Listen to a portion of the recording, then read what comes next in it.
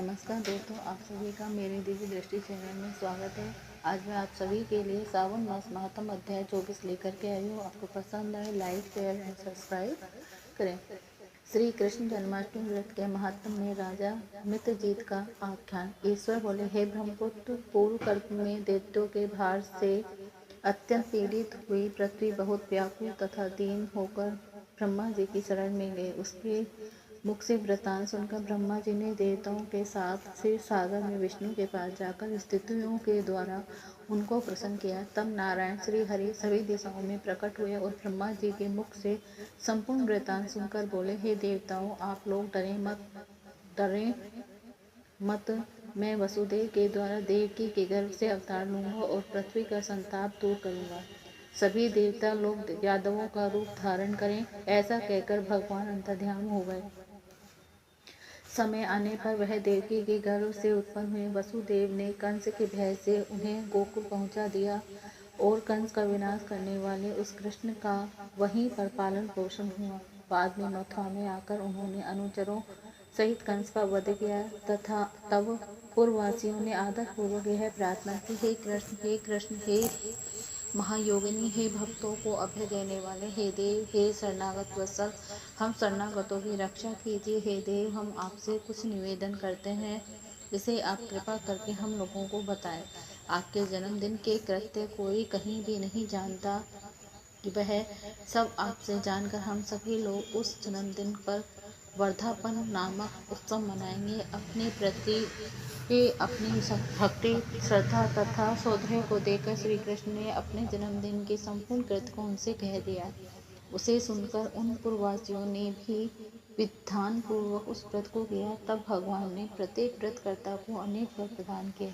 इस प्रसंग में एक प्राचीन इतिहास भी कहा जाता है। अंग देश में उत्पन्न एक मित्रजीत नामक राजा था। उसका पुत्र महासेन सत्यवादी था तथा सन्मार्ग पर चलने वाला था। सब कुछ जानने वाला वह राजा अपनी प्रजा को आनंदित करता हुआ उनका विधिवत पालन करता था।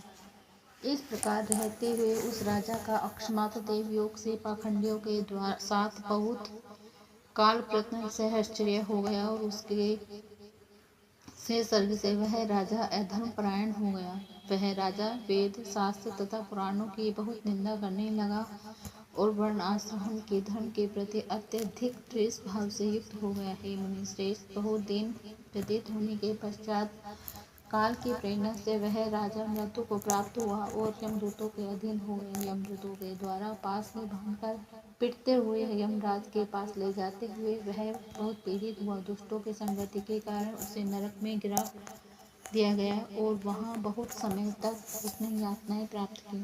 यातनाओं को भोगकर अपने पाप के शेष भाग से वह पिशाच योनि को प्राप्त हुआ। भूख व प्यास से व्याकुल वह भ्रमण करता हुआ मारवाड़ देश में आकर किसी वेश्या के शरीर में प्रवेश करके रहने लगा। वह उसी के साथ पुण्यदायिनी मथुरापुरी चला गया। वहाँ पास के ही रक्षकों ने उसे पिशाच को उसके गृह से निकाल दिया।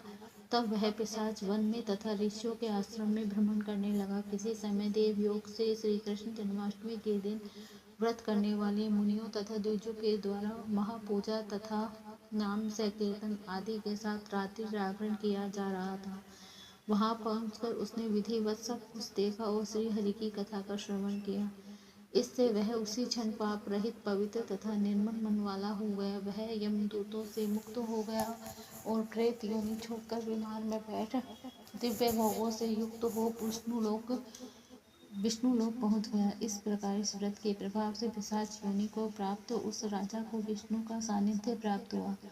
तत्वदर्शी मुनियों ने पुराणों में इस शाश्वत तथा सार्वलौकिक व्रत का पूर्ण रूप से वर्णन किया है। सभी कामनाओं को पूर्ण करने वाले इस व्रत को करके मनुष्य सभी वांछित फल प्राप्त करता है।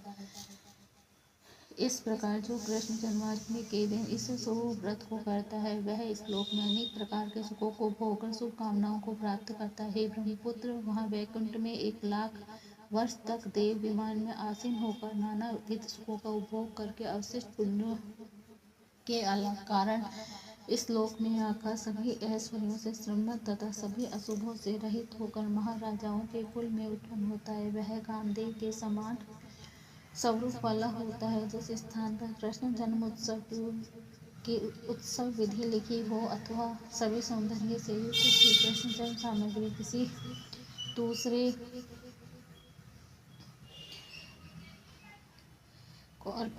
किसी दूसरे को अर्पित की गई हो अथवा उत्सव पूर्वक अनुष्ठित व्रतों से विश्वश्रेष्ठ श्री कृष्ण की पूजा की जाती हो, वहाँ शत्रुओं का भय कभी नहीं होता है। उस स्थान पर हम एक व्यक्ति के इच्छा करने व मात्र से वृष्टि करता है और प्राकृतिक आपदाओं से भी कोई भय नहीं होता।